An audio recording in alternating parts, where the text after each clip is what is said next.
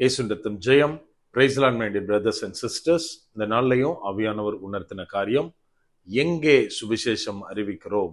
ஆவியானவர் உணர்த்தின வசனம் ரோமருக்கு எழுதின நிருபம் அதிகாரம் 15 வசனம் 21. நான் மற்றொருவனுடைய அஸ்திபாரத்தின் மேல் கட்டாதபடிக்கு கிறிஸ்துவனுடைய நாமம் சொல்லப்பட்டிராத இடங்களில் சுவிசேஷத்தை அறிவிக்கும்படி நாடுகிறேன். So have I strived to preach the gospel not where Christ was named, lest I should build upon another man's foundation. Romans chapter 15 verse 20.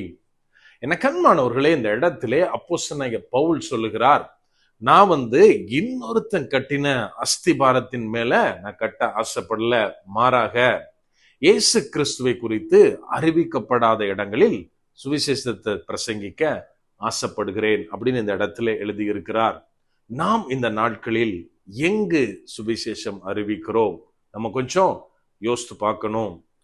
அதாவது இயேசு கிறிஸ்துவினாலே ஊழியத்திற்கு அழைக்கப்பட்டிருக்கிறோம்.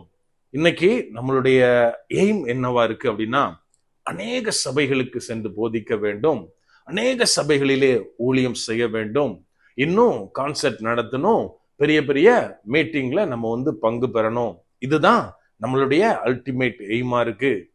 இது டோட்டலா தப்பு கிடையாது. உலக புகழ்பெற்ற வல்லமையான ஒரு ஊழியக்காரராகிய ரெய்னார்ட் போங்கே சொல்றாரு, பிசாசு ஊழியர்களை அவங்க சுவிசேஷகராக இருக்கலாம், போதகர்களா இருக்கலாம், யாராக இருந்தாலும் அவங்கள எப்படி பிஸியா வச்சிருக்கான் அப்படின்னா, சபையில் உள்ள நிறைய ஆக்டிவிட்டீஸ்ல பிஸியா வச்சிருக்கான். சோ அவங்க ஆத்ம ஆதாயம், அதாவது கிறிஸ்துவை தெரியாதவர்களுக்கு சுவிசேஷம் சொல்றதையே மறந்துட்டாங்க அப்படின்னு அவர் பல இடங்களில் குறிப்பிடுவதுண்டு. இதுதான் இன்னைக்கு நம்ம செஞ்சிட்டு இருக்கோமா? நம்ம கொஞ்சம் திங்க் பண்ணி பார்க்கணும். இங்க அப்போஸ்தலனாகிய பவுல் சொல்லுகிறார், ஒரு சில இடங்களை குறிப்பிட்டு இங்க நான் ஊழியம் பண்ணிட்டு இருக்கேன், ஆனாலும் வேறொருவன் கட்டின அஸ்திபாரத்தின் மேல் நான் கட்ட ஆசைப்படல. அப்படியானால் ஏற்கனவே இயேசு கிறிஸ்துவை பத்தி ஒருத்தர் சொல்லிட்டு போயிட்டாரு, அவங்க மத்தியிலே மறுபடியும் போய் நான் பிரசங்கம் பண்ணி நான் கை தட்டுவாங்க ஆசைப்படல. மாறாக யாருக்காவது இயேசு கிறிஸ்துவை பத்தி தெரியாம இருந்தா அங்கேயே நான் பிரசங்கம் பண்ண விருப்பப்படுறேன்.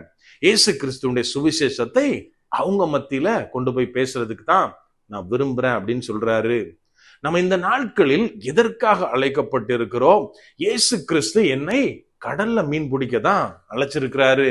ஆனா நான் என்ன பண்றேன் அப்படின்னா, கடல்ல இருந்து இன்னொருத்தர் கஷ்டப்பட்டு பிடிச்சு வச்சிருக்க மீனை அவங்க போட்ல இருந்து ஈஸியா எடுத்துட்டு இருக்கேன். இது என்னுடைய அழைப்பா? இதற்காகத்தான் நான் அழைக்கப்பட்டேனா? நம்ம கொஞ்சம் யோசித்து பார்க்கணும். என கண்மானவர்களே, இன்னைக்கு ஒரு ஏரியால ஒரு சபை மூடப்படுகிறது, ஒரு போதகர் இல்ல, ஒரு போதகருடைய இடம் காலியாகுது அப்படின்னா மற்ற சுத்தி இருக்க சபைகள்லாம் இவங்க எனக்கு வந்துட மாட்டாங்களா, இதுல இருந்து எனக்கு ஆத்துமாக்கள் வந்துடாதான்னு நினைக்கிற நிலைமை இன்னைக்கு நம்ம மத்தியில காணப்படுகிறது. நம்ம கொஞ்சம் யோசித்தோம் அப்படின்னா, இந்த 2024ல எத்தனை சபைகள் சொல்ல முடியும், நாங்க இவாஞ்சலிசம் பண்ணி கிறிஸ்துவை அறியாத ஒரு ஆத்மா எங்க சபைக்கு வந்தது அப்படின்னு எத்தனை பேரால சொல்ல முடியும்? ஆனா நிறைய பேர் சொல்லுவாங்க, புது ஆத்மாக்களை எங்களுக்கு தேவன் தந்திருக்கார் அப்படின்னு. இவங்கெல்லாம் தேவனை அறியாதவங்க கிடையாது. வேற ஒரு சூழ்நிலையால, ஒருவேளை வேலை டிரான்ஸ்பரா இருக்கலாம், ஒரு இடத்துல இருந்து இன்னொரு இடத்துக்கு மைக்ரேட் ஆகி இந்த மாதிரியான காரியங்களால ஒரு சபையிலிருந்து இன்னொரு சபைக்கு போகிறதை புதிய ஆத்மாக்கள் அப்படின்னு இன்னைக்கு நம்ம கொண்டாடிட்டு இருக்கோம். என கண்மானவர்களே, இங்கே அப்போஸ்தலனாகிய பவுல் சொல்வதை போல இயேசு கிறிஸ்துவை அறிந்தவர்கள் மத்தியில நம்ம ஊழியம் செய்யறதுதான் நம்மளுடைய அழைப்பு கிடையாது. மாறாக இயேசுவை அறியாத, இயேசுவை பத்திய கொஞ்சம் கூட நாலேஜ் இல்லாத பீப்புள்கிட்ட தேவனை கொண்டு சேர்க்கிறது தான். இயேசு கிறிஸ்து எதற்காக வந்தார், எதற்காக மரித்தார், இன்னும் என்ன நடக்க போகிறது, நான் எப்படி இருந்தா அவரிடத்தில் போவேன், இதை நம்ம சொல்லுகிறோமா? நம்ம கொஞ்சம் யோசித்து பார்க்கணும். எப்போ நம்முடைய காலிங்ல நின்று தேவன் எதற்காக என்னை பிடித்திருக்கிறாரோ அதை நம்ம பண்றோமோ, அப்போதுதான் நாம் தேவனுக்கு விருப்பப்பட்ட மாதிரி சுவிசேஷம் அறிவிக்கிறவர்களா இருப்போம். அப்படியே கண்களை மூடுவோமா? அன்பான ஆண்டவரே, இந்த நேரத்திலே அப்பா உம்மை நோக்கி பார்க்கிறோம். ஆவியானவர் நீர் எங்களோட இருக்கிறீர், அதற்காய் நன்றி செலுத்துகிறோம். அப்பா, நீர் எங்களை சுவிசேஷம் அறிவிப்பதற்காக அழைத்திருக்கிறீர் தகப்பனே. அந்த உன்னதமான அழைப்பிற்காய் உமக்கு நன்றி செலுத்துகிறோம் அப்பா. அநேக நேரத்தில் எங்களுடைய அழைப்பை மறந்து எங்கெங்கயோ சுத்திட்டு இருக்கோம் தகப்பனே. ஆவியானவரே, இந்த நிலைமைகள் மாற நீங்க எங்களுக்கு உதவி செய்யுங்க. நாங்க உம்மை பற்றி அறியாத ஒரு இடத்துல தகப்பனே, இயேசு கிறிஸ்துடைய அன்பை குறித்து பேச ஆவியானவரே நீர் எங்களுக்கு ஞானத்தை தாங்க.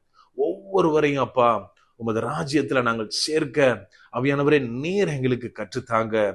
முற்றிலுமா எங்களை தாழ்த்தி ஒப்பு கொடுக்கிறோம். பலப்படுத்தி ஆசீர்வதிங்க.